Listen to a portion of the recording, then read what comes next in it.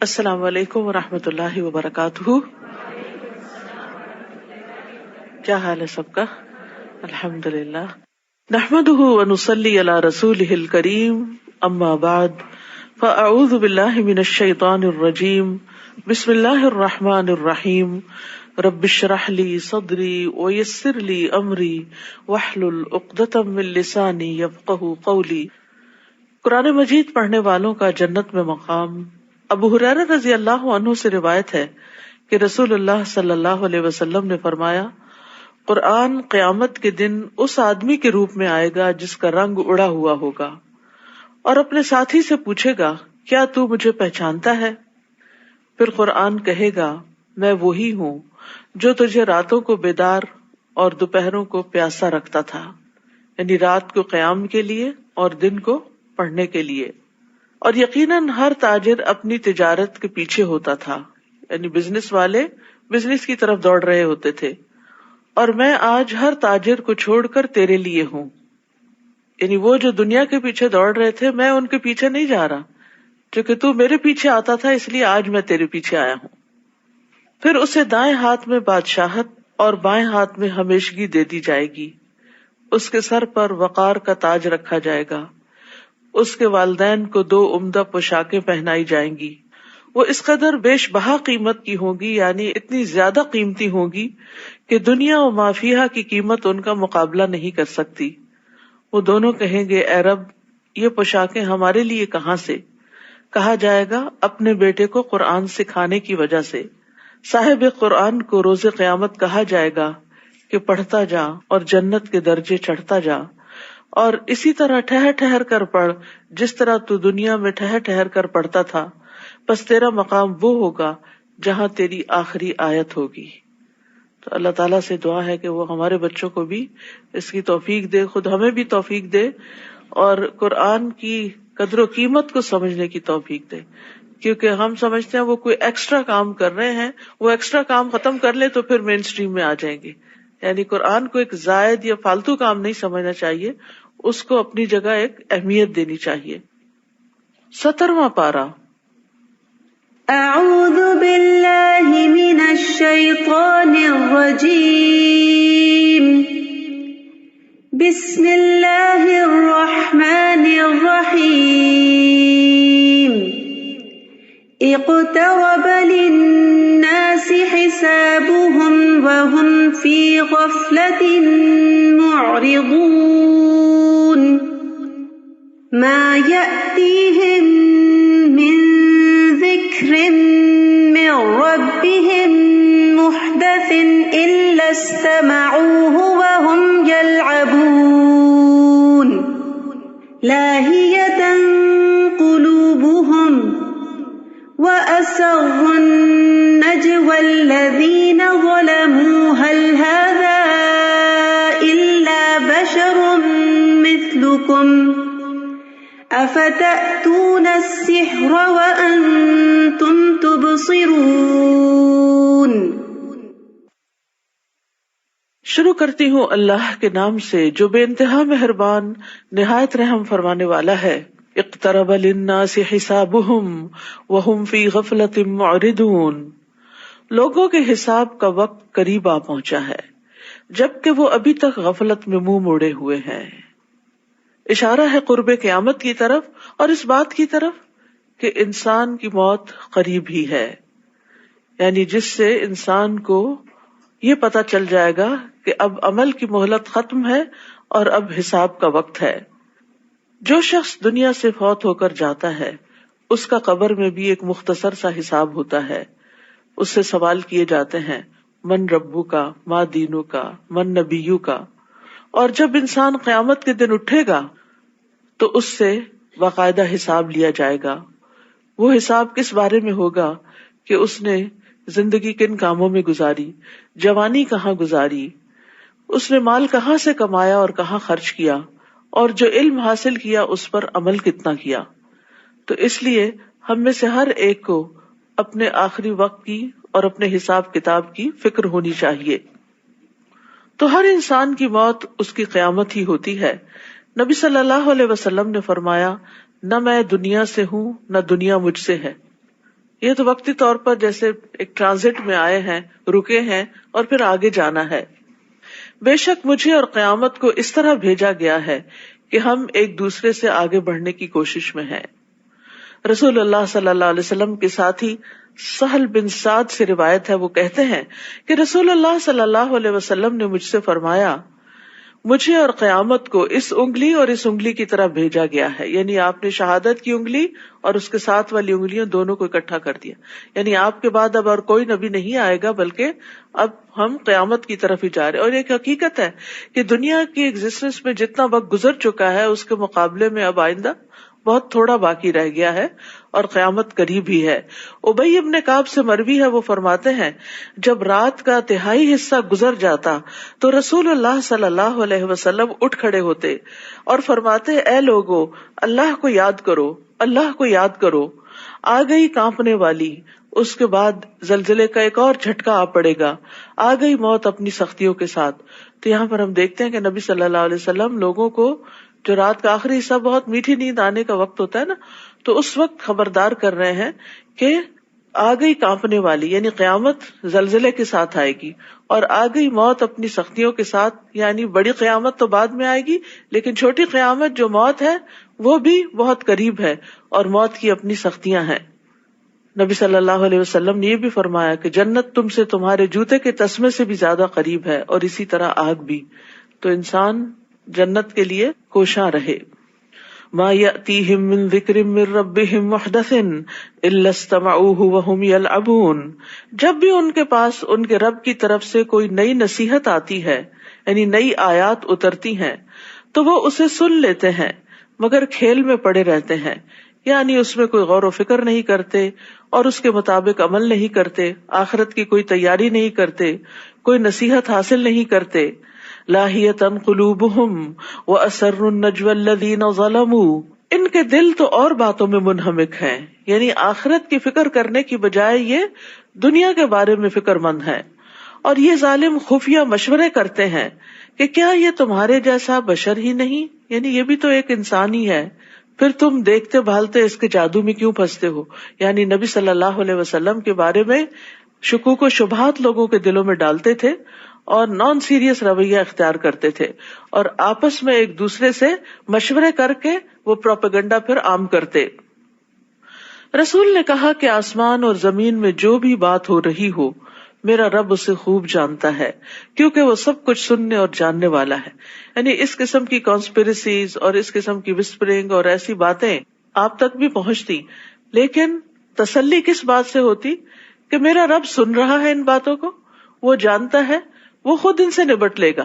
تو بہت دفعہ ایسا ہوتا ہے کہ دین کی طرف بلانے والا جب لوگوں کو اللہ کی طرف بلاتا ہے، آخرت کی یاد دلاتا ہے، تو لوگ یہ دیکھنے کے بجائے کہ یہ کہہ کیا رہا ہے، وہ یہ دیکھنے لگتے ہیں یہ خود کون ہے، یہ کیا کرتا ہے.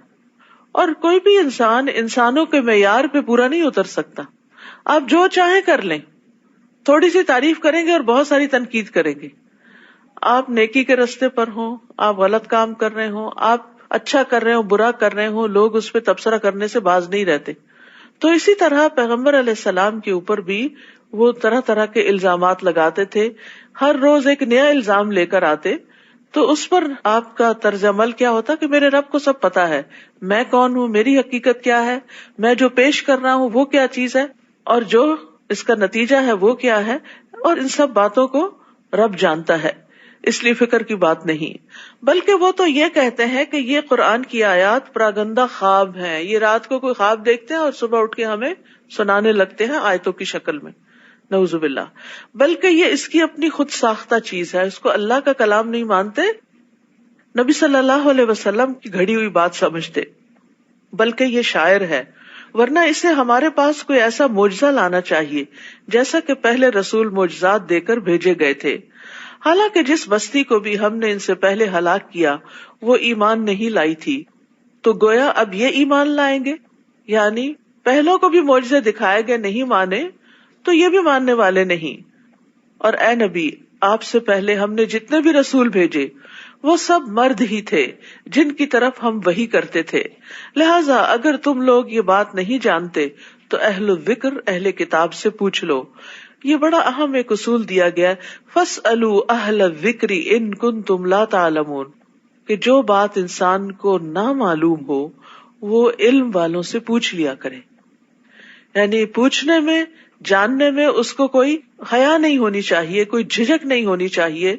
خیر کی بات کا انسان کو حریص ہونا چاہیے، اور جس چیز میں بھی شبہ ہو، شک ہو، عمل کے اعتبار سے کوئی کنفیوژن ہو کسی چیز کے کرنے کے اعتبار سے، تو انسان کو تکبر نہیں کرنا چاہیے، حیا نہیں کرنی چاہیے، اور جس کو صحیح بات معلوم ہو اس سے وہ بات معلوم کر لینی چاہیے. فَاسْأَلُوا أَهْلَ الذِّكْرِ إِن كُنتُمْ لَا تَعْلَمُونَ. اور یہاں پر رسول اللہ صلی اللہ علیہ وسلم کی رسالت کے بارے میں کہا گیا ہے کہ اگر تمہیں آپ کی رسالت کے بارے میں کوئی شک ہے تو رسول کی نشانیاں کیا ہوتی ہیں یہ جاننے والوں سے پوچھ لو تاکہ تمہارا یہ شک دور ہو جائے. ہم نے ان رسولوں کے جسم ایسے نہیں بنائے تھے جو کھانا نہ کھاتے ہوں، اور وہ ہمیشہ رہنے والے بھی نہ تھے. پھر ہم نے ان رسولوں سے جو وعدہ کیا تھا اسے پورا کر دیا. ہم نے انہیں بھی بچا لیا اور جس جس کو ہم نے چاہا اسے بھی، اور حد سے آگے بڑھنے والوں کو ہلاک کر دیا. لوگوں، بلا شبہ یقیناً ہم نے تمہاری طرف ایسی کتاب نازل کی ہے جس میں تمہارا ہی ذکر ہے، کیا تم سمجھتے نہیں؟ یعنی یہ قرآن جو ہے یہ تمہاری ہی بات کرتا ہے، اس میں تمہارے متعلق گفتگو ہے، اس میں تمہارے اچھے اور برے اخلاق کا ذکر ہے، اس میں تمہارے اچھے اعمال کا ذکر ہے. اگر تم اس کو مضبوطی سے تھام لوگے اور جو کچھ اس میں ہے اس پر پوری طرح عمل پیرا ہو جاؤ گے تو اس میں تمہارا ہی شرف اور عزت ہے. ذکرکم کا مطلب شرف اور عزت. اور ایک معنی یہ بھی کیا گیا ہے کہ اس میں تمہارے ان دینی معاملات کا ذکر ہے جن کی تمہیں ضرورت ہوتی ہے، اور اس میں ایسی چیزیں ہیں جن پر عمل کرنے میں تمہاری زندگی ہے اور تمہاری کامیابی ہے. تو اللہ کی کتاب بعض لوگوں کے لیے عزت اور بلندی کا سبب بنتی ہے اور بعض لوگوں کے لیے ذلت کا سبب. عامر بن واصلہ سے روایت ہے کہ نافع بن عبد الحارث عمر رضی اللہ عنہ سے عثمان کے مقام پر ملے، اور عمر رضی اللہ عنہ نے انہیں مکہ کا عامل مقرر کیا ہوا تھا. تو حضرت عمر نے پوچھا کہ تم یہاں جو آئے ہو تو مکہ والوں پر کس کو عامل یا گورنر بنا کر آئے ہو؟ تو نافع نے کہا ابن ابزہ کو. انہوں نے کہا کہ ابن ابزہ کون ہے؟ کہنے لگے ہمارے آزاد کردہ غلاموں میں سے ایک غلام ہے، یعنی غلام ہے اور اب اتنے بڑے مرتبے تک پہنچ گیا. عمر نے کہا تم نے ایک آزاد کردہ غلام کو اپنا جانشین بنا ڈالا؟ انہوں نے کہا وہ اللہ عز و جل کی کتاب کو پڑھنے والا اور فرائض کا عالم ہے.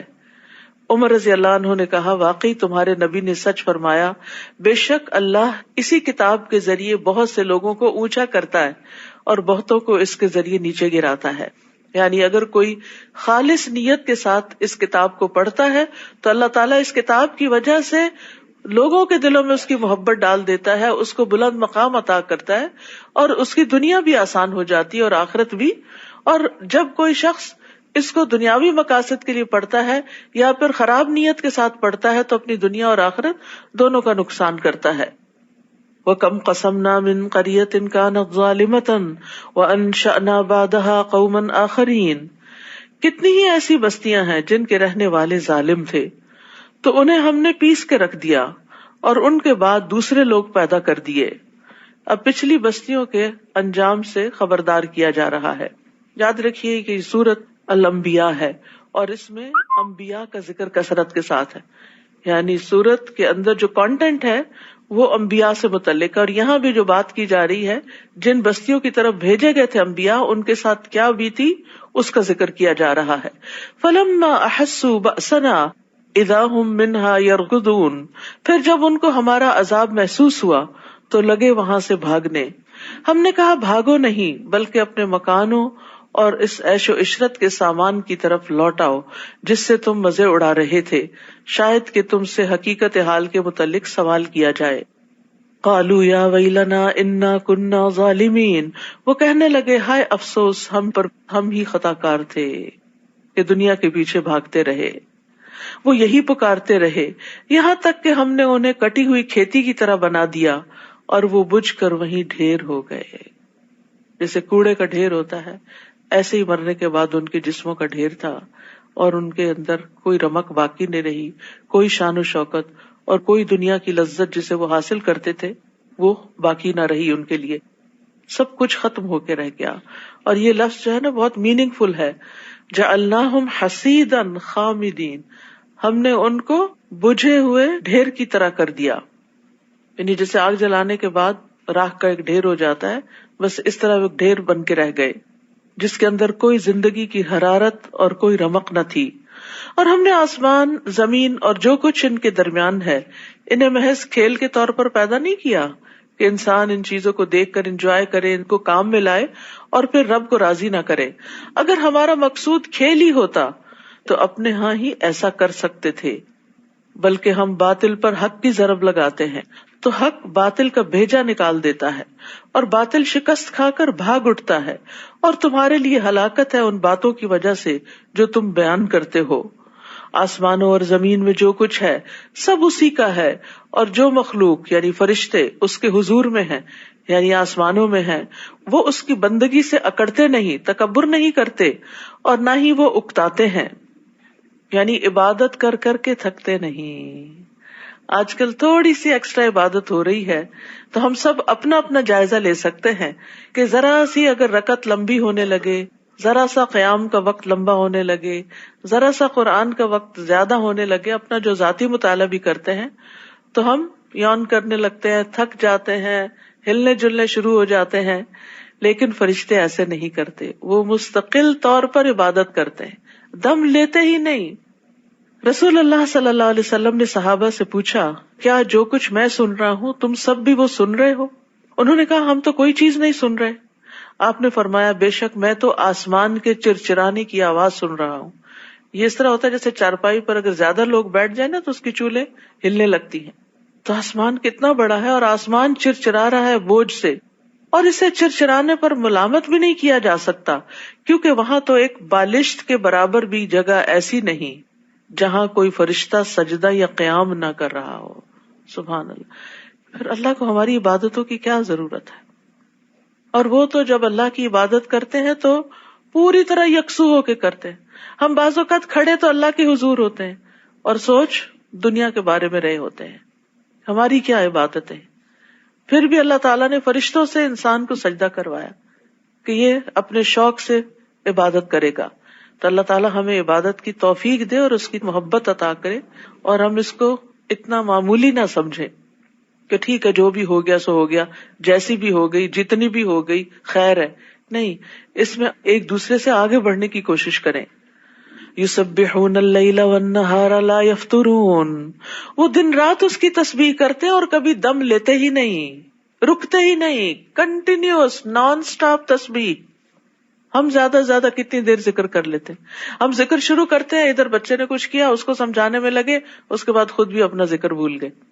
کتنی دفعہ ایسا ہوتا ہے نا کہ ہم کوئی چیز شروع کرتے ہیں اور پھر اس کو آدھے میں ہی چھوڑ دیتے ہیں، پوری ہی نہیں کرتے، یا تھوڑی دیر کے بعد تھک جاتے ہیں یا اور چیزوں میں لگ جاتے ہیں جو ہماری زیادہ دل پسند ہے. اور اب تو ماشاءاللہ جب سے اسمارٹ فونز آئے ہیں اس کے بعد ذکر کی جو مقدار ہے لازماً کم ہوئی ہے، کیونکہ ہم ہر تھوڑی دیر بعد جا کے پھر اس کو کھول کے بیٹھ جاتے ہیں، کوئی میسج تو نہیں. اور وہ جو ذکر کا سلسلہ ہوتا ہے وہ لازماً منقطع ہوتا ہے. تو اس لیے جب تک آپ اپنا ٹارگٹ پورا نہ کر لیں، ہر دن کا ایک ٹارگٹ سیٹ کریں کہ میں یہ اور یہ تسبیح کروں گی، درود شریف کی تسبیح کروں گی، استغفار کی کروں گی، آیت کریمہ کی کروں گی، یا حی یا قیوم برحمتک استغیث کی کروں گی، لا الہ الا اللہ وحدہ لا شریک لہ کی کروں گی. اور اس کے علاوہ بھی یا ذا الجلال والاکرام، سبحان اللہ والحمد للہ ولا الہ الا اللہ واللہ اکبر. تو دن کے ٹارگٹ سیٹ کیا کریں اور اس کے اوقات بھی اگر مقرر کر لیں تو پھر اس وقت انسان آٹومیٹیکلی ان اذکار کی طرف آ جاتا ہے. مثلا کھانا پکاتے ہوئے میں کنٹینیوسلی یہ ذکر کروں، کوئی ایک مقرر کر لیں، کلیننگ کے وقت یہ کروں گی، فلاں وقت یہ کروں گی، بستر پر جا کر سونے سے پہلے یہ کروں گی. تو اس سے کیا ہوگا کہ انشاءاللہ آپ کسی نہ کسی مقدار میں ضرور ذکر کر پائیں گے. لیکن اگر آپ نے ٹارگٹ نہیں سیٹ کیا نا، کوئی گول نہیں اپنا مقرر کیا، تو پھر کیا ہوگا؟ پھر یہی لڑکڑاتے رہ گئے، کبھی کیا کبھی نہ کیا، کبھی تھوڑا کیا کبھی زیادہ کیا. اور پھر جب یہ پورے کر لیں اپنے ٹارگٹس، یعنی جیسے ڈرائیونگ کرتے ہوئے ایک ٹارگٹ آپ نے رکھا ہوا تو وہ پورے کر لیں، تو پھر اس کے بعد اپنے فونز اٹھائیں. ہر وقت کوئی ایمرجنسی نہیں ہوتی کہ ہمیں ہر وقت میسج چیک کرنا ہے. اب تو ادب آداب بھی بھول گئے ہیں. کسی کی مجلس میں بیٹھے ہوئے ہوں, بچوں کے ساتھ بیٹھے ہوئے ہوں, شوہر کے ساتھ بیٹھے ہوئے ہوں, دھیان ادھر ہی ہے. مطلب حیرت کی بات ہے کہ جو سامنے والا ہے اس کی کوئی امپورٹنس نہیں, صرف وہی بہت امپورٹنٹ ہے جو نظروں سے غائب ہے, اور وہ جب نظروں میں آئیں گے تو وہ بھی بھول جائیں گے. تو اس لیے فون کے بھی اوقات مقرر کریں. اگر نماز کے اوقات مقرر ہے نا تو اس کے بھی اوقات مقرر کر لیں, اور ذکر کے بھی اوقات مقرر کریں, تاکہ آپ اس زندگی سے کچھ فائدہ اٹھا لیں. کل حسرتیں نہ ہو کہ ہم نے اتنا وقت اس پہ لگا دیا. بچوں کے لیے تو ہم اسکرین ٹائم فکس کرتے ہیں تو اپنے آپ کو اس سے آزاد محسوس کرتے ہیں. کیا انہوں نے زمین میں ایسے الہ بنا رکھے ہیں جو انہیں عذاب الہی سے مر جانے کے بعد زندہ اٹھا کھڑا کریں گے؟ اگر زمین و آسمان میں اللہ کے سوا کوئی اور بھی الہ ہوتے تو زمین و آسمان کا نظام درہم برہم ہو جاتا. لہٰذا جو کچھ یہ لوگ بیان کرتے ہیں ان سے اللہ پاک ہے جو عرش کا مالک ہے. فسبحان اللہ رب العرش عما یصفون لا يسأل عما يفعل وهم يسألون. وہ جو کچھ کرتا ہے اس سے کوئی باز پرس نہیں کر سکتا, البتہ ان سے ضرور باز پرس ہوگی. یعنی اللہ تعالیٰ اپنی مخلوق کے بارے میں جو فیصلہ کرتا ہے مخلوق اس سے پوچھ نہیں سکتی کہ یا رب تو نے ہماری یہ تقدیر کیوں مقرر کی, اور اللہ اس مخلوق سے ان کے عمل کے بارے میں ضرور پوچھے گا, کیونکہ ساری مخلوق اللہ کی ملکیت ہے, اللہ کی غلام ہے. کیا انہوں نے اللہ کے علاوہ دوسرے الہ بنا رکھے ہیں؟ آپ ان سے کہیے اس پر اپنی کوئی دلیل تو لاؤ. یہ ذکر یعنی قرآن ان لوگوں کے لیے نصیحت ہے جو میرے ساتھ ہیں, یعنی نبی صلی اللہ علیہ وسلم کے, اور یہ ذکر تورات اور انجیل وغیرہ ان لوگوں کے لیے بھی جو مجھ سے پہلے تھے.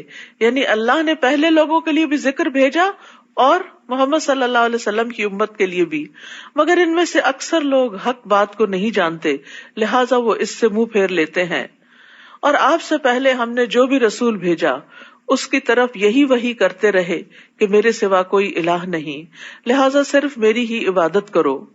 مشرکین کہتے ہیں کہ رحمان کی اولاد ہے. اللہ ایسی باتوں سے پاک ہے, بلکہ وہ تو اس کے معزز بندے ہیں, غلام ہیں. یعنی ساری مخلوق اللہ کی تابعدار ہے, وہ اس کے حضور بڑھ کر نہیں بولتے, بس اسی کے حکم پر عمل کرتے ہیں. اللہ ان بندوں کے سامنے کے ظاہری احوال کو بھی جانتا ہے اور پوشیدہ احوال کو بھی, اور وہ صرف اسی کے حق میں سفارش کر سکیں گے جس کے لیے اللہ راضی ہو, اور وہ ہمیشہ اس کے خوف سے ڈرتے رہتے ہیں. اور ان میں سے جو شخص یہ کہے کہ اللہ کے علاوہ بھی الہ ہوں اسے ہم جہنم کی سزا دیں گے, اور ہم ظالموں کو ایسی ہی سزا دیتے ہیں. استغفر اللہ. اولم یر الذین کفروا ان السماوات والارض کانتا رتقا ففتقناہما وجعلنا من الماء کل شیء حی افلا یؤمنون. کیا ان کافروں نے اس بات پر غور نہیں کیا؟ کیا انہوں نے دیکھا نہیں؟ اولم یرا, انہوں نے اب دیکھ نہیں لیا کیا کہ آسمان اور زمین آپس میں گڈمٹ تھے, ایک تھے. ففتقناہما, پھر ہم نے ان کو الگ الگ کیا. اور اب سائنس کا بھی نظریہ کیا ہے, بگ بینگ کے ذریعے وہ بڑا گولا جو ہے وہ مختلف حصوں میں پھٹ گیا. پھر ہم نے انہیں الگ الگ کیا اور ہر جاندار چیز کو پانی سے زندگی بخشی. یہ باتیں ایسی ہیں کہ جو نبی صلی اللہ علیہ وسلم کے زمانے میں ڈسکور نہیں ہوئی تھی, لیکن وحی کے ذریعے آپ کو بتائی گئی. پھر بھی یہ لوگ اللہ تعالیٰ کی خلاقی پر ایمان نہیں لاتے. اور جہاں تک ہر جاندار چیز کو پانی سے پیدا کیا گیا, اس کے بارے میں ایک حدیث میں آتا ہے, ابو ہریرہ کہتے ہیں کہ ایک مرتبہ وہ نبی صلی اللہ علیہ وسلم کے پاس آئے اور کہا, یا رسول اللہ صلی اللہ علیہ وسلم, جب میں آپ کو دیکھتا ہوں تو میرا دل ٹھنڈا ہو جاتا ہے اور آنکھوں کو قرار آ جاتا ہے, بس آپ مجھے ہر چیز کی اصل بتائیے. تو آپ نے فرمایا, ہر چیز پانی سے پیدا کی گئی ہے. ہر چیز ابتدا میں پانی تھی اور پھر ٹھوس مائع گیس میں وہ تقسیم ہو گئی. اور ہم نے زمین میں پہاڑ بنائے تاکہ وہ انہیں لے کر ہچکولے نہ کھائے. یعنی زمین کو سٹیبل کرنے کے لیے پہاڑوں کا وزن رکھ دیا گیا. نیز اس میں کشادہ راہیں بنا دی تاکہ لوگ راستہ معلوم کر سکیں. اگر یہ نیچرل ہائی ویز نہ ہوتی تو لوگ ایک علاقے سے دوسرے علاقے تک جانے میں بہت مشقت پاتے. اور آسمان کو ایک محفوظ چھت بنا دیا. پھر بھی یہ لوگ اللہ کی نشانیوں کی طرف توجہ نہیں کرتے. تو یاد رکھیے, اللہ کی نشانیوں کی طرف توجہ کرنا, غور و فکر کرنا, یہ بھی عبادت ہے, اور یہ بھی ہمارے لیے لازم ہے. جس طرح قرآن کی آیات کو پڑھنا ضروری ہے، اسی طرح کائنات کی آیات کو اسٹڈی کرنا بھی ضروری ہے، اور ان علوم کو حاصل کرنا بھی ضروری ہے جس سے یہ کام آسان ہو، اور ایسے علوم کو عبادت کی نیت سے حاصل کرنا چاہیے تاکہ وہ مشکل کام آسان ہو جائے اور انسان یہ نہ سوچے کہ میرا وقت ضائع ہو رہا ہے. ورنہ بہت سے بچے جب قرآن حفظ کر کے دین کا علم حاصل کر کے یونیورسٹی جاتے ہیں تو اتنا مزہ نہیں آتا، ذرا ٹف لائف ہوتی ہے تو وہ کہتے ہیں ہمارا وقت ضائع ہو رہا ہے، ہمارا دل نہیں لگ رہا. تو ان کو یہی نصیحت کریں کہ یہ علوم پڑھنا بھی اس نیت کے ساتھ کہ اللہ تعالیٰ کی تخلیق کے بارے میں ہمیں گہرائی عطا کرتے ہیں، یہ بھی سراسر عبادت ہے. وہی تو ہے جس نے رات اور دن اور سورج اور چاند کو پیدا کیا، یہ سب سیارے اپنے اپنے مدار میں تیر رہے ہیں. اے نبی، آپ سے پہلے بھی ہم نے کسی انسان کے لیے دائمی زندگی تو نہیں رکھی، ہمیشہ کے لیے تو کوئی بھی اس دنیا میں نہیں آیا. اگر آپ مر جائیں تو کیا یہ ہمیشہ زندہ رہیں گے؟ تو یاد رکھیے انبیاء کو بھی دنیا سے جانا ہوتا ہے، وہ بھی فوت ہوتے ہیں. رسول اللہ صلی اللہ علیہ وسلم نے فرمایا، جبریل میرے پاس آئے اور کہا، اے محمد صلی اللہ علیہ وسلم، جیسے چاہو زندگی گزارو، بالآخر مرنا تو ہے. جس کو چاہو اپنا محبوب بنا لو، یقیناً تجھے بالآخر اس سے جدا تو ہونا ہے. یعنی اس دنیا میں انسان جیسی چاہے زندگی بسر کرے لیکن مرنا تو ہے ہی. جتنا چاہے دنیا کا سامان اکٹھا کر لے، آرائشوں اور آسائشوں کے سامان اور زینت کے سامان اکٹھے کر لے دنیا میں، اور جس چیز کی چاہے محبت اختیار کر لے، لیکن ایک دن یہ سب کچھ چھوڑ کے جانا ہے. یاد رکھیے جس انسان کے پاس جتنا زیادہ ہوتا ہے نا، اس کو اتنی ہی تکلیف زیادہ ہوتی ہے اس دنیا کو چھوڑنے کی. اسی لیے آپ نے اپنے خاندان میں اور دیگر لوگوں سے، بزرگ خواتین کے قصے سن رکھے ہوں گے کہ جب میری ساس فوت ہوئی تو ان کے پاس بس 2 جوڑے کپڑے تھے اور ایک چھوٹا سا باکس تھا، اور بس یہ چند گنے چنے آئٹمز تھے ان کے پاس. تو خوش قسمت ہوتے ہیں ایسے لوگ جو اپنی ذمہ داریاں ادا کر کے، جو اللہ نے ان کو زندگی میں دیا، اپنے ہاتھوں سے تقسیم کر کے، صدقہ خیرات کر کے، اور مختصر سی زندگی رکھتے ہیں اینڈ میں. یعنی اس کا نہیں مطلب جوانی میں بہت کچھ اکٹھا کرنا چاہیے، ضرورت کا ہی ہو تو انسان کا وقت بچتا ہے. جب ضرورت سے زیادہ کوئی بھی چیز ہو جاتی ہے تو وہ انسان کے اوپر بوجھ ہو جاتی ہے. جیسے ضرورت کی انرجی تو ہمیں چاہیے، لیکن وہ ضرورت کی انرجی اگر فیٹ میں کنورٹ ہو کر انسان کا وزن بڑھا رہی ہے تو چلنا پھرنا ہی دوبر ہو جاتا ہے. تو اسی طرح زیادہ مال و متاع جو ہے وہ انسان کے لیے وبال جان بن جاتا ہے، اور جتنا کم ہوتا ہے، جتنا مختصر ہوتا ہے، اس کا حساب بھی آسان، اور اس کے ساتھ دنیا سے انسان آسانی سے رخصت ہوتا ہے کہ اس کو ریگریٹس نہیں ہوتی اور اس کو ان چیزوں کی یادیں نہیں ستاتی، ہاں یہ چیز بھی ہے اور وہ چیز بھی ہے. اور اسی طرح یہ ہے کہ انسان انسانوں سے، چاہے اپنی اولاد ہو، والدین ہو، ان سے ایک فطری محبت کرتا ہے، لیکن وہ فطری محبت بھی حد سے آگے نہیں بڑھنی چاہیے، کیونکہ یہ انسان کی خود اپنے لیے نقصان دہ ہو جاتی ہے. جو انسان اللہ کو سب سے بڑا محبوب بناتا ہے، والذین آمنوا اشد حبا للہ، پھر وہ اس محبت کی تکلیف سے باہر نکل آتا ہے. وہ اولاد سے محبت رکھتا ہے، ان کی خیرخواہی کرتا ہے، ان کے ساتھ ایک جذباتی لگاؤ رکھتا ہے، لیکن اتنا نہیں کہ جو ان کی جدائی انسان کو انتہائی غمگین کر دے. تو دنیا سے جاتے ہوئے مرتے وقت دل ہلکا ہونا چاہیے. دنیا چھوڑنے کا بہت بڑا صدمہ نہیں ہونا چاہیے. یہ حسرتیں نہیں ہونی چاہیے کہ اف میری فلاں چیز کا کیا بنے گا اور فلاں بچے کا کیا ہوگا.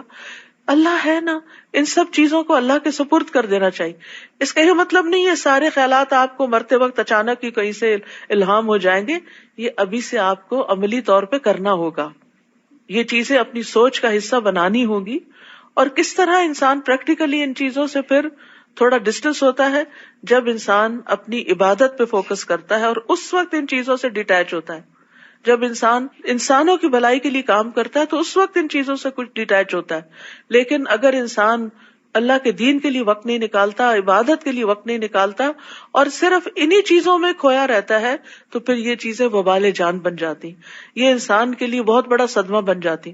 جیسے پہلے میں نے عرض کیا تھا کہ موت کے وقت انسان کے دل کی جو کیفیت ہوگی وہ موت کے بعد بھی پھر برقرار رہے گی. تو اس لیے بڑا ضروری ہے کہ نفس مطمئنہ حاصل ہو، اور نفس مطمئنہ زیادہ مال و دولت اور اولاد سے حاصل نہیں ہوتا، وہ نیک کام کر کے ہوتا ہے، اور خصوصاً مال اور اولاد کو بھی نیکی کے رستے پر لگانے سے حاصل ہوتا ہے. تو اس چیز کے لیے انسان کو محنت اور کوشش کرنی چاہیے تاکہ دنیا سے واپسی آسان ہو جائے. کل نفس ذائقۃ الموت ونبلوکم بالشر والخیر فتنہ والینا ترجعون. ہر جاندار کو موت کا مزہ چکھنا ہے، اور ہم تو تمہیں اچھے اور برے حالات دونوں طرح سے آزماتے ہیں، اور بالآخر تمہیں ہماری طرف لوٹنا ہے. یعنی انسان کے اوپر فقر اور دولت، صحت اور بیماری، اور اسی طرح دنیا کی دیگر چیزوں کا اپ اینڈ ڈاؤن ہونا، یہ دراصل کیا ہے؟ ایک آزمائش ہے. کیا آزمائش ہے؟ کہ تکلیف پر انسان صبر کرتا ہے یا نہیں، اور خیر و بھلائی ملنے پر شکر ادا کرتا ہے یا نہیں. تو ابن زید کہتے ہیں کہ ہم ان کی آزمائش ایسی چیزوں کے ساتھ بھی کرتے ہیں جنہیں وہ پسند کرتے ہیں، اور ایسی چیزوں کے ساتھ بھی کرتے ہیں جنہیں وہ پسند نہیں کرتے، تاکہ ہم دیکھیں کہ جو کام انہیں پسند ہے ان میں وہ شکر کتنا ادا کرتے ہیں، ان میں وہ اللہ سے کتنے راضی ہیں، وہ اللہ کے لیے وقت کتنا نکالتے ہیں. جیسے پیچھے مال اور اولاد وغیرہ کی بات ہو رہی تھی، تو اگر ان سے محبت ہے تو پھر ان کو پا کر شکر کتنا ادا کرتے ہیں. اور شکر صرف زبان سے نہیں ہوتا، دل سے بھی ہوتا ہے اور عمل سے ہوتا ہے. اور عملی شکر کیا ہے؟ کہ اس مال اور اولاد سے اپنی آخرت یا ان کی آخرت، یعنی اولاد کی آخرت بنانے کی کتنی فکر کرتے ہیں، اور جو کام انہیں ناپسند ہیں ان پہ وہ صبر کیسے کرتے ہیں. یہ ہے انسان کا امتحان. اور جب کافر آپ کو دیکھتے ہیں تو بس مذاق ہی اڑاتے ہیں، کہتے ہیں کیا یہی وہ شخص ہے جو تمہارے معبودوں کا ذکر کیا کرتا ہے، جبکہ وہ خود رحمان کے ذکر کے منکر ہیں. کیونکہ نبی صلی اللہ علیہ وسلم نے تمام معبودوں، بتوں کی عبادت کی نفی کی تھی، تو یہ بات مشرکین مکہ پہ بڑی بھاری تھی کہ جن کو ہم اپنی جان سے عزیز رکھتے ہیں آپ نے ان کو کوئی مقام ہی نہیں دیا. تو اس پر فرمایا کہ اصل مقام کس کا تھا، اصل قدر کس کی جانی چاہیے تھی؟ اللہ رب العزت کی. انہوں نے اللہ کی قدر گھٹا دی، اس کی انہیں فکر نہیں، اور جو معبودوں کی نفی کی گئی ہے تو اس پر یہ بہت پریشان ہے. خلق الانسان من عجل سأریکم آیاتی فلا تستعجلون. انسان جلد باز مخلوق ہے، اسی لیے انگزائٹی ہوتی. یہ جو انگزائٹی ہوتی ہے نا، اس کی وجہ یہ ہوتی کہ یہ کام جلدی سے ہو جائے، یہ کیوں نہیں ہو رہا، یہ کب ہوگا، پھر جب ہوگا تو کیا ہوگا، وہ جب وقت آئے گا تو پھر کیا ہوگا. یعنی حال میں تو ہم رہتے ہی نہیں نا، ہم فیوچر میں رہتے ہیں. دیکھیے آج جو حال ہے نا، یہ کبھی فیوچر تھا نا. اس دن کے لیے ہم پریشان تھے کہ پتہ نہیں کیا ہوگا، دورہ قرآن ہوگا تو 2 گھنٹے کیسے زمین پہ بیٹھو گے، تو ہو ہی گیا نا. تو جب بھی ایسی انگزائٹی ہو نا، معاملات اللہ کے سپرد کر دیا کرے. 2 کام کیا کرے، ایک یہ اللہ اس کام میں میرے لیے آسانی کر دے، میری فکر دور کر دے، اور میرا یہ کام تیرے سپرد ہے، تو نے کرنا ہے. تو انسان کا بوجھ ہٹ جائے گا، اس کی انگزائٹی دور ہو جائے گی. آسان دوا ہے یہ. صرف اپنے ذہن کو بدلے، اپنی سوچ کو بدلے. ارے بچوں کا کیا ہوگا، ان کی شادی کا کیا ہوگا، پتہ نہیں کس سے شادی ہوگی، پتہ نہیں بچے ہوں گے کہ نہیں ہوں گے، پتہ نہیں، بس ابھی یہ سب کچھ ایگزسٹ ہی نہیں کرتا. تو یہ جو خوف اور مستقبل کی پریشانی ہے نا، اس پر انگزائٹی کا ہونا، یہ انسان کے عجلت پسند ہونے کی وجہ ہے. اللہ تعالیٰ فرماتے سأریکم آیاتی، میں ضرور تمہیں اپنی نشانیاں دکھلاؤں گا. فلا تستعجلون، جلدی کا مطالبہ نہ کرو کہ نشانیاں کیوں نہیں آ جاتی. اب یہ دونوں طرح سے، یعنی مسلمان بھی کیا چاہتے تھے کہ جلدی سے کوئی معجزہ نظر آئے کہ ہماری بات سچی ثابت ہو جائے، اور جو دوسرے تھے وہ بھی یہ کہ نشانی کیوں نہیں آتی کہ پتہ چلے، یعنی وہ بھی عذاب جلدی مانگتے تھے. اس آیت سے یہ بات بھی پتہ چلتی ہے کہ انسان اگرچہ جلد باز مخلوق ہے. خلق الانسان عجولا، عجول تو ہے، عجول کا مطلب بہت جلد بازی کرنے والا، ہر چیز میں جلدی چاہتا ہے. لیکن اس کے باوجود اس جلد بازی کو کنٹرول کرنا ممکن ہے. جیسے پہلے میں نے طریقے بتائے، کنٹرول کرنا ممکن ہے، کیونکہ آگے فرمایا فلا تستعجلون، جلدی نہ کرو. اس کا مطلب نہیں بھی ہوتی. اور عملی طور پہ آپ دیکھتے ہیں کہ بعض لوگ بڑے سے بڑے معاملے میں بھی بڑے ریلیکس ہوتے ہیں، اور جب ان سے کہا جائے گا یہ کب ہوگا تو کہتے ہیں ہو جائے گا، فکر کی کیا بات ہے. تو ایسے لوگ کتنا کمفرٹ کا باعث ہوتے ہیں کہ جو آپ کی جلد بازی میں آپ کو تسلی دیتے ہو. وقتی طور پہ تو یہ لگتا ہے کہ جیسے یہ دشمن ہے ہمارے اور ہمارا غم نہیں سمجھ رہے، لیکن حقیقت میں وہ ہمیں کمفرٹ کر رہے ہوتے ہیں. تو بات یہ ہے کہ اللہ تعالیٰ نے انسان کو کسی ایسے کام کا مکلف ہی نہیں قرار دیا جو وہ کر نہیں سکتا، تو پھر جلد بازی بھی نہیں ہونی چاہیے. اصل میں انسان کی فطرت میں خواہشات کی محبت ہے، اور انسان کیا چاہتا ہے کہ اس کی خواہشات جلد پوری ہو جائیں. لیکن دوسری طرف انسان کو تحمل مزاجی بھی عطا کی گئی ہے، جس طرح کے وفد عبد القیس میں جو ان کے لیڈر تھے منذر الاشج، تو جب ان کا ڈیلیگیشن مدینہ آیا تو وہ کہتے ہیں کہ ہم جب مدینہ پہنچے تو اپنے اونٹوں سے جلدی جلدی اترے اور نبی صلی اللہ علیہ وسلم کے ہاتھوں اور پیروں کو چومنے لگے، اور جو ان کے لیڈر تھے وہ انتظار میں رہے یہاں تک کہ وہ اپنے سامان کے پاس آئے، اپنے 2 کپڑے نکال کے پہنے، صاف ستھرے ہوئے، تیار ہوئے، پھر نبی صلی اللہ علیہ وسلم کے پاس حاضر ہوئے. آپ نے ان سے فرمایا بے شک تم میں 2 خصلتیں ایسی ہیں جو اللہ کو محبوب ہیں، ایک بردباری اور دوسرے وقار اور متانت. کیونکہ بعض اوقات جلد بازی میں ہم وقار بھی ہاتھ سے گنوا دیتے ہیں، یعنی اپنی عزت کا بھی کوئی خیال نہیں رکھتے.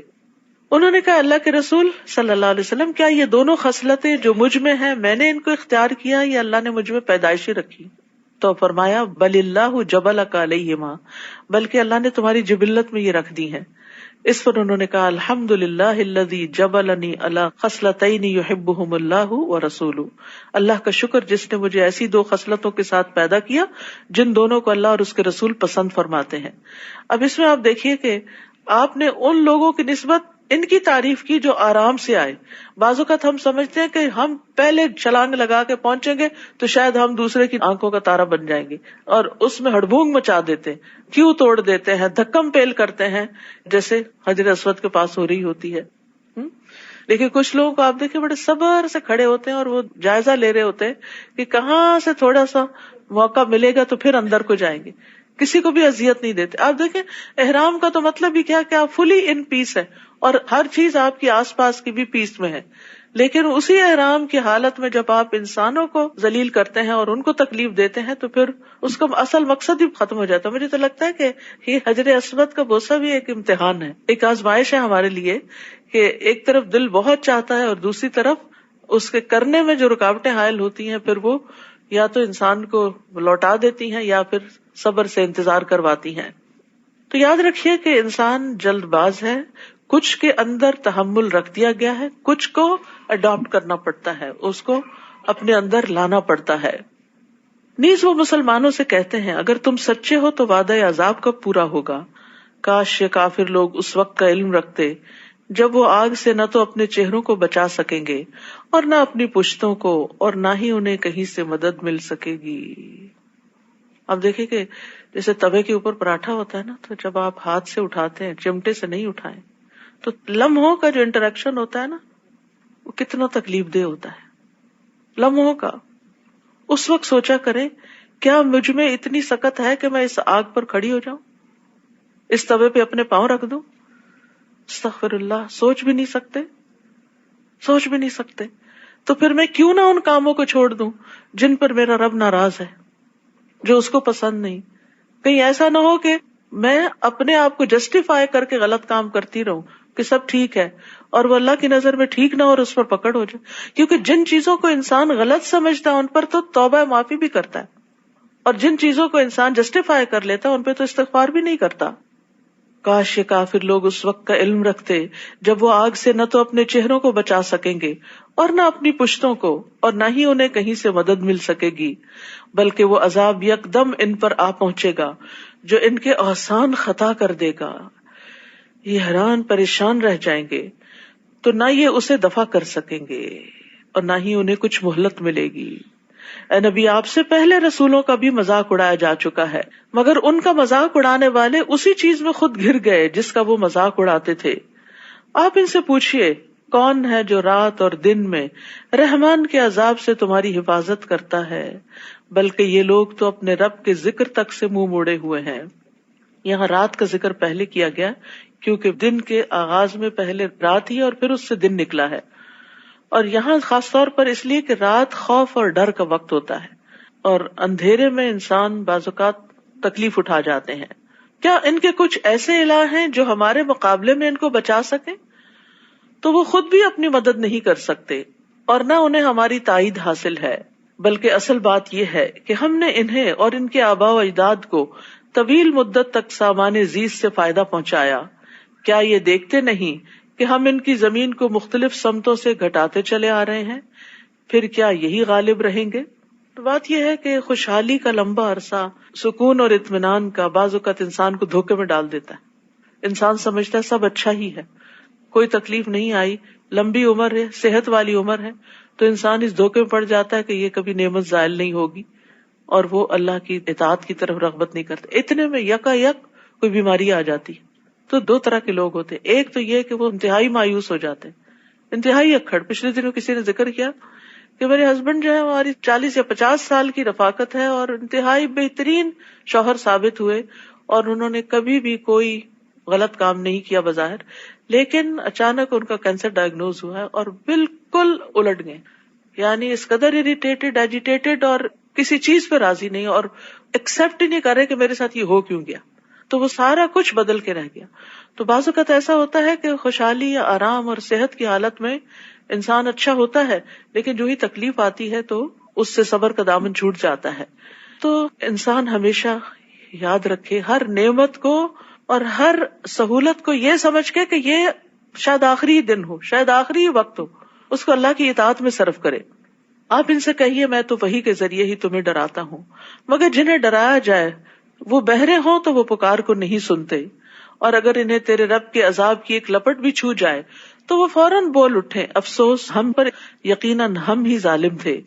اور ہم روز قیامت انصاف کے ترازو رکھیں گے اور کسی کی کچھ بھی حق تلفی نہ ہوگی، اور اگر کسی کا رائے کے دانے برابر بھی عمل ہوگا تو وہ بھی سامنے لائیں گے، اور حساب کرنے کو ہم کافی ہیں.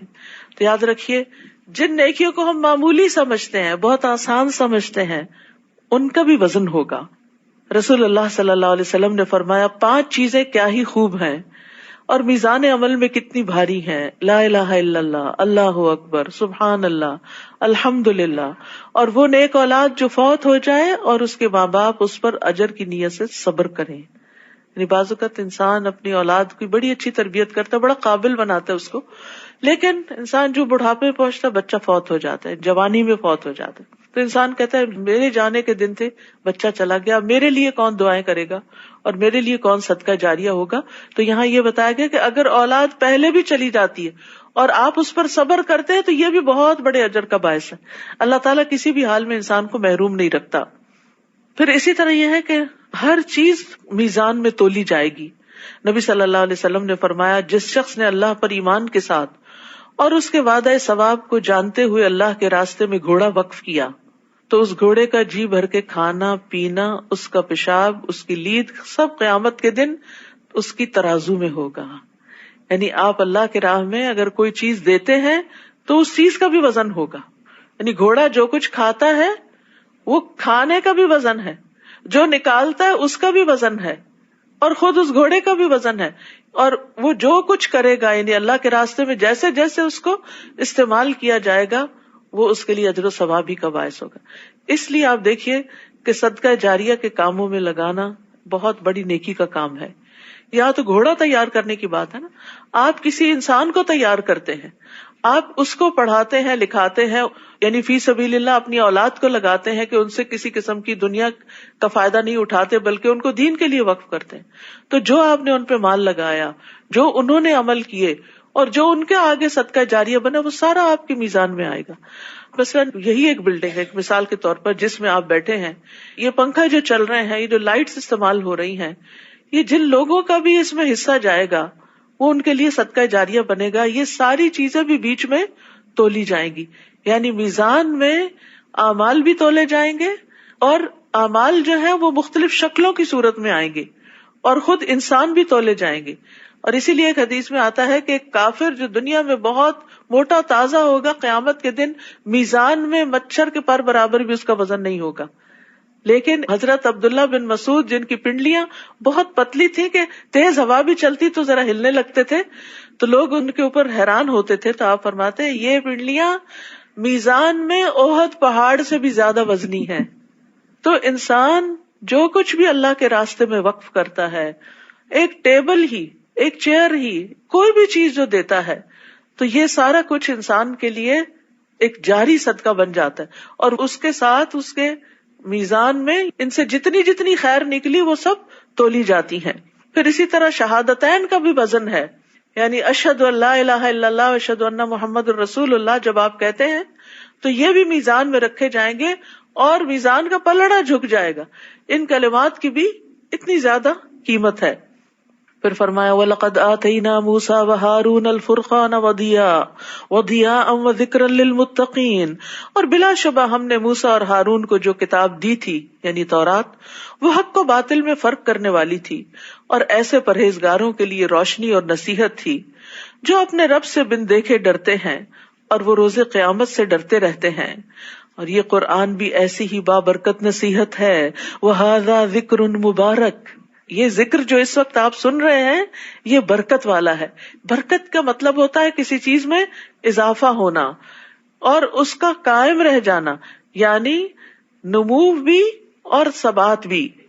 تو قرآن کے ذریعے جو علم حاصل کرتے ہیں ہم، اس پر جب ہم عمل کرتے ہیں تو کیا ہوتا ہے، نیکیاں ملٹی پلائی ہوتی ہیں، زیادہ سے زیادہ بڑھتی چلی جاتی. جیسے ابھی میں نے صدقہ جاریہ کی بات کی، ایک ریمائنڈر ہو گیا نا، لیکن جب حدیث کے ساتھ ملا کے ہم نے بات سنی تو ہمیں زیادہ سمجھ آئی کہ کیا کچھ نہیں تولا جائے گا اور کتنا بڑھ جائے گا وہ. تو اس میں آپ دیکھیے کہ یہ سب باتیں کہاں سے پتہ چلتی ہیں، یہ قرآن سے پتہ چلتی، اور قرآن کی وضاحت جو نبی صلی اللہ علیہ وسلم نے کی اس سے پتہ چلتی. تو ایسی مجالس بھی بابرکت، ایسا کلام بھی بابرکت، اس کا ذکر بھی بابرکت. اور پھر ان نیکیوں کی وجہ سے انسان کے اپنے اندر تبدیلی آتی، یعنی صدقہ صرف دوسرے کو فائدہ نہیں دیتا، اس کا ریوارڈ آپ کو دنیا میں بھی ملتا ہے. آپ کے اندر کی تنگی اور سینے کی گھٹن دور ہوتی ہے، اور پھر اس کے ساتھ ساتھ یہ کہ اس سے جو خیر آگے پھیلتی، اس خیر میں بھی آپ کا حصہ ہوتا ہے. مثلاً آپ نے کسی ڈاکٹر بننے والے بچے کی فیس پے کر دی، ہو سکتا ہے کل کسی وقت آپ بیمار ہو اور وہی آپ کے علاج پہ کھڑا ہو، اور ایسے کئی واقعات سنے بھی گئے. آپ نے کسی حفظ کرنے والے بچے کو تیار کر دیا تو ہو سکتا ہے کہ کل جب آپ مر جائیں تو وہی آپ کا جنازہ پڑھانے والا ہو. یعنی یو نیور نو کہ آپ کی نیکی دنیا میں بھی کس طرح واپس آپ ہی کے کام آنے والی ہے. وَلَقَدْ آتَيْنَا إِبْرَاهِيمَ رُشْدَهُ مِن قَبْلُ وَكُنَّا بِهِ عَالِمِينَ، اور اس سے بھی پہلے ہم نے ابراہیم کو ہوش مندی بخشی تھی، سمجھ بوجھ دی تھی، اور ہم اس کے حال سے خوب واقف تھے جب اس نے اپنے باپ اور اپنی قوم سے کہا تھا کہ یہ مورتیاں کیا ہیں جن کے آگے تم بندگی کے لیے بیٹھے رہتے ہو. وہ کہنے لگے ہم نے اپنے آباء و اجداد کو ان کی عبادت کرتے ہی پایا ہے. آپ دیکھ رہے ہیں ہمیشہ جہاں بتوں کی عبادت کی دلیل پوچھی جاتی تو ایک ہی ہوتی ہے ہر قوم میں. وہ کیا ہے، ہمیں نہیں پتا، ہمارے باپ دادا یہ کرتے تھے، ہم ان کی عزت کرتے ہیں اس لیے ان کی ٹریڈیشن کو لے کے چل رہے ہیں، حالانکہ یہ تو کوئی دلیل نہیں. حضرت ابراہیم نے کہا پھر تو تم بھی اور تمہارے آباء و اجداد بھی کھلی گمراہی میں پڑے ہوئے ہو. وہ کہنے لگے کیا تو ہمارے پاس کوئی سچی بات لایا ہے یا ویسے ہی دل لگی کر رہا ہے؟ اس نے جواب دیا دل لگی نہیں بلکہ سچی بات یہی ہے کہ تمہارا رب وہی ہے جو آسمانوں اور زمین کا مالک ہے، جس نے انہیں پیدا کیا، اور میں اس بات پر گواہی دیتا ہوں، اور اللہ کی قسم میں تمہارے چلے جانے کے بعد تمہارے بتوں سے ضرور دو دو ہاتھ کروں گا. چنانچہ بڑے بت کو چھوڑ کر باقی سب بتوں کو ابراہیم نے ٹکڑے ٹکڑے کر دیا تاکہ وہ اس بڑے بت کی طرف رجوع کریں. وہ کہنے لگے ہمارے معبودوں کا یہ حال کس نے کر دیا؟ بلا شبہ وہ بڑا ظالم ہے. بعض لوگ کہنے لگے ہم نے ایک نوجوان کو ان بتوں کا ذکر کرتے سنا تھا جس کا نام ابراہیم ہے. وہ کہنے لگے پھر اسے لوگوں کے سامنے لاؤ تاکہ وہ دیکھ لیں کہ ہم اس سے کیا کرتے ہیں. جب ابراہیم آ گئے تو انہوں نے پوچھا ابراہیم ہمارے معبودوں سے یہ کارستانی تم نے کی ہے؟ ابراہیم نے جواب دیا نہیں بلکہ ان کے بڑے بت نے ہی کچھ کیا ہوگا تاکہ وہ سوچے، لہٰذا ان ٹوٹے ہوئے بتوں سے ہی پوچھ لو اگر بولتے ہوں. پھر انہوں نے اپنے دل میں سوچا تو کہنے لگے ظالم تو تم خود ہو، غلطی تو ہماری ہی ہے، یہ بت تو کچھ نہیں سنتے کرتے بولتے.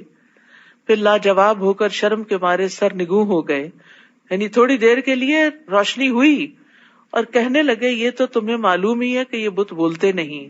اپنی عاجزی کا بھی اعتراف کیا، اپنی غلطی کا ایک طرح سے. اس پر ابراہیم نے کہا پھر کیا تم ایسی چیزوں کی عبادت کرتے ہو جو نہ تمہیں کچھ فائدہ دے سکیں اور نہ نقصان پہنچا سکیں؟ اف لکم ولما تعبدون من دون اللہ افلا تعقلون، تف ہے تم پر اور ان پر بھی جنہیں تم اللہ کے سوا پوجتے ہو، کیا تم ذرا بھی نہیں سوچتے؟ وہ بولے اگر تمہیں کچھ کرنا ہے تو ابراہیم کو جلا ڈالو اور اس طرح اپنے معبودوں کی امداد کرو۔ انہوں نے تو اتنی بڑی چال چلی، قلنا یا نار کونی بردن وسلاما علی ابراہیم، ہم نے آگ کو حکم دیا اے آگ تو ابراہیم پر ٹھنڈی اور سلامتی والی بن جا۔ سبحان اللہ، کس طرح لوگ چالیں چلتے ہیں اور کس طرح اللہ سبحانہ تعالیٰ ان کی چالوں کا توڑ کرتے ہیں، کیونکہ آگ بھی تو اللہ کے کنٹرول میں ہے نا، اگر وہ جلاتی ہے تو اللہ کے اذن سے جلاتی ہے، اور اگر وہ ٹھنڈی ہوتی ہے تو بھی اللہ کا حکم ہو تو ٹھنڈی ہو جاتی۔ اور یہاں پر بردن بھی کہا اور سلامن بھی کہا۔ روایت میں آتا ہے کہ اگر اللہ سبحانہ تعالیٰ سلامن نہ کہتے تو آگ کی ٹھنڈک ابراہیم علیہ السلام کی تپش سے بھی زیادہ سخت ہوتی، فریز ہو جاتی، اور اگر اللہ ابراہیم نہ کہتے تو قیامت تک کے لیے آگ ٹھنڈی ہو جاتی۔ تو اس لیے یہ بہت میننگ فل جملہ ہے۔ اور ابراہیم علیہ السلام کی آگ تو سارے جانوروں نے بھی بجھانے کی کوشش کی تھی سوائے چھپکلی کے۔ وہ تو چاہتے تھے کہ ابراہیم کو دکھ پہنچائیں، مگر ہم نے انہیں ہی نقصان میں ڈال دیا۔ سبحان اللہ، کس طرح وہ اپنا سا منہ لے کے رہ گئے ہوں گے، ایک دوسرے سے نظریں بھی کیسے ملاتے ہوں گے، اتنا بڑا معجزہ ان کے سامنے ہو گیا، لیکن نہ ماننے والے پھر بھی نہ مانے۔ اور ہم ابراہیم اور لوط کو ان سے بچا کر اس سرزمین یعنی شام کی طرف لے گئے جس میں ہم نے اہل عالم کے لیے برکتیں رکھی ہیں۔ پھر ہم نے ابراہیم کو اسحاق عطا کیا اور یعقوب اس پر مزید۔ آپ نے صرف بیٹا مانگا تھا، اللہ نے بیٹے کے ساتھ پوتے کی بھی خوشخبری دی اور وہ بھی عطا کر دیا۔ ان میں سے ہر ایک کو ہم نے صالح بنایا تھا۔ ابراہیم علیہ السلام نے دعا کی تھی نا، رب ہب لی من الصالحین، تو اللہ تعالیٰ نے پوری دعا سنی، صرف بیٹا نہیں دیا بلکہ صالح بیٹا عطا کیا۔ تو اللہ کے خزانے وسیع ہیں، آپ جتنا چاہیں مانگتے چلے جائیں۔ ہمارے مانگنے میں کمی ہوتی ہے، ہماری زبانیں گنگ ہو جاتی ہیں، تھوڑی دیر کے بعد الفاظ ہی ختم ہو جاتے ہیں، اور کیا مانگے، لیکن اللہ کو دینے میں کچھ مشکل نہیں۔ نیز ہم نے انہیں پیشوا بنا دیا جو ہمارے حکم سے لوگوں کی رہنمائی کرتے تھے، اور ہم نے ان کی طرف نیک اعمال کرنے، نماز قائم کرنے اور زکوٰۃ ادا کرنے کی وحی کی، اور وہ سب ہمارے عبادت گزار تھے۔ اور لوط کو ہم نے حکمت اور علم عطا کیا اور اس بستی سے نجات دی جس کے رہنے والے گندے کام کرتے تھے، بلا شبہ وہ بہت برے اور نافرمان لوگ تھے۔ اور لوط کو ہم نے اپنی رحمت میں داخل کر لیا کیونکہ وہ بڑے صالح بندے تھے۔ اور نوح کو بھی ہم نے اپنی رحمت میں داخل کیا، جبکہ ان سب سے پہلے انہوں نے ہمیں پکارا۔ اب دیکھیے، پہلے موسیٰ علیہ السلام کا ذکر، اس کے بعد بیکورڈز ابراہیم علیہ السلام، پھر ابراہیم علیہ السلام کے پیچھے نوح علیہ السلام کا ذکر ہے۔ جبکہ ان سب سے پہلے انہوں نے ہمیں پکارا تو ہم نے ان کی دعا قبول کر لی اور انہیں اور ان کے گھر والوں کو شدید بے چینی سے نجات دی۔ فنجیناہ واہلہ من الکرب العظیم، اور ان لوگوں کے خلاف ان کی مدد کی جنہوں نے ہماری آیات کو جھٹلایا تھا، وہ لوگ بھی بہت برے تھے، لہٰذا ہم نے ان سب کو غرق کر دیا۔ اور داؤد اور سلیمان کو بھی یہی نعمت دی تھی جب وہ ایک کھیتی کے بارے میں فیصلہ کر رہے تھے جسے کچھ لوگوں کی بکریاں اجاڑ گئی تھی، اور جب وہ فیصلہ کر رہے تھے تو ہم انہیں دیکھ رہے تھے۔ اس وقت ہم نے سلیمان کو صحیح فیصلہ سمجھا دیا، حالانکہ وہ بیٹے تھے، چھوٹے تھے، جبکہ ہم نے قوت فیصلہ اور علم دونوں کو عطا کیا تھا۔ اور داؤد کے ساتھ ہم نے پہاڑوں اور پرندوں کو مسخر کر دیا کہ وہ ان کے ہمراہ تسبیح کیا کریں، اور یہ تسخیر ہم ہی کرنے والے تھے۔ اصل میں ہوا یہ کہ دو لوگوں کے درمیان ایک جھگڑا ہو گیا، ایک شخص بکریاں چراتا تھا اور دوسرا فارمر تھا، کھیت اگاتا تھا، تو بکریوں نے اس کا کھیت تباہ کر دیا۔ مقدمہ داؤد علیہ السلام کے پاس آیا جو وقت کے بادشاہ بھی تھے اور نبی بھی تھے اور ان کے درمیان فیصلے بھی کرتے تھے۔ آپ نے فیصلہ دیا کہ بکریاں کھیت کے مالک کو دے دی جائیں اور اس طرح اس کا نقصان پورا ہو جائے گا۔ سلیمان علیہ السلام نے اختلاف کیا، انہوں نے کہا نہیں، صرف اس وقت تک بکریاں کھیت کے مالک کے پاس رہیں جب تک کہ بکریوں والا اس کھیت کو دوبارہ تیار نہ کر دے، تو اس طرح دونوں پر ظلم نہیں ہوگا۔ اس وقت تک اگر وہ کھیت سے فائدہ نہیں اٹھا پا رہا کھیت کا مالک، تو بکریوں سے فائدہ اٹھا لے گا، اور بکریوں والا جو ہے وہ کھیت تیار کر کے اپنی بکریاں واپس لے لے گا۔ تو یہ ہے کہ بعض اوقات بچے یا جوان یا ہم سے عمر میں چھوٹے یا تجربے میں چھوٹے زیادہ بہتر بات بھی کر سکتے. اس لیے ہمیشہ دوسرے کی بات کو غور سے سننا چاہیے اور انصاف کے ساتھ فیصلہ کرنا چاہیے جس میں سب کا بھلا ہو. اس میں بڑے چھوٹے کی بات نہیں. کبھی اللہ تعالیٰ کوئی بات کسی کو زیادہ بہتر طور پر سجھا دیتا ہے. اور اس سے یہ بات بھی اخذ کی گئی ہے کہ قاضی کو اس کی کوشش کا اجر ملتا ہے. حسن بصری کہتے ہیں اللہ تعالیٰ نے سلیمان علیہ السلام کی تعریف کی ہے اور داؤد علیہ السلام پر ملامت نہیں کی.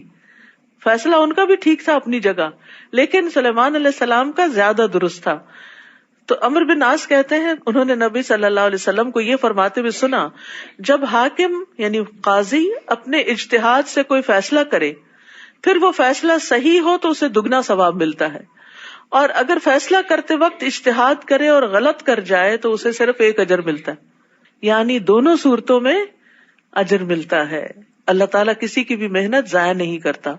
ہاں سزا اس صورت میں ملتی ہے جب انسان بغیر توجہ دیے محنت کیے ایسے بس جو دل میں آئے کسی کو کہہ دے، تو وہ نہیں ہونا چاہیے. اور ہم نے داؤد کو تمہارے فائدے کے لیے زرہ بنانے کی صنعت سکھلا دی تھی تاکہ تمہیں لڑائی کی زد سے بچائے. پھر کیا تم شکر گزار بنتے ہو؟ تو جو نعمتیں اللہ تعالیٰ نے سلیمان اور داؤد علیہ السلام کو دی تھی انہوں نے ان کو کیسے استعمال کیا. یعنی قرآن میں جتنے بھی پیغمبروں کا ذکر ہے ان میں سب سے زیادہ نعمتوں کے اعتبار سے جو پیغمبر ہیں وہ داؤد علیہ السلام اور سلیمان علیہ السلام ہیں. ایکسٹرا آرڈنری قسم کی ان کو سہولتیں اور نعمتیں دی گئی تھی، لیکن انہوں نے کیا کیا؟ نعمتوں کو اللہ کی اطاعت میں استعمال کیا، اور یہی شکر ہے.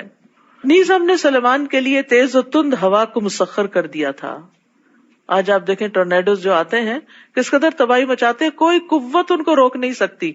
یہ ہوائیں ان کے لیے مسخر تھیں، اور جو اس کے حکم سے اس سرزمین کی طرف چلتی تھی جس میں ہم نے برکت رکھی ہے، فلسطین، اور ہم ہر چیز کو خوب جانتے ہیں.